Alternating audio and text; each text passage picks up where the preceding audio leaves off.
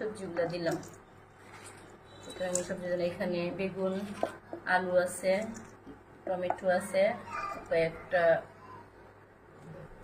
পুঁইশাক পাতা আছে, পেঁয়াজ কুচি, তার মধ্যে আমি পেঁয়াজ কুচি দিয়ে দিলাম, কাঁচামরিচ কুচি,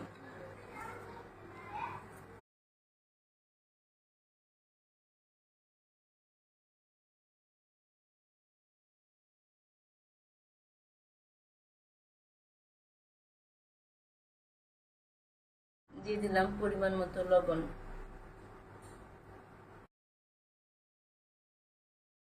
আমি ভালো করে একটু মেখে নিব, আমি ভালো করে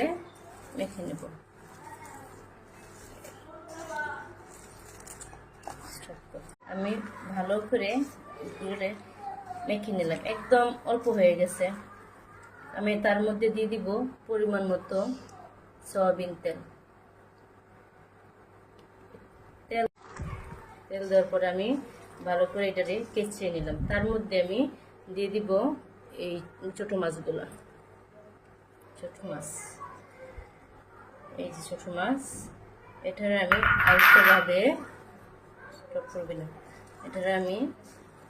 আলতোভাবে মেখে নিলাম। এখন আমি এটার মধ্যে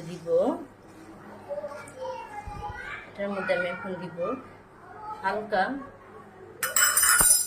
একটু পানি, যাতে মাখা থাকে।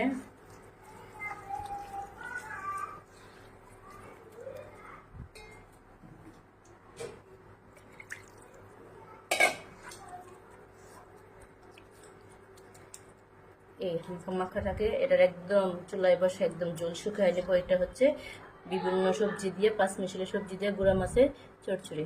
এটা মাখিয়ে রেডি করে রাখছিলাম, সেটা আমি চুলায় দিয়ে দিয়েছি।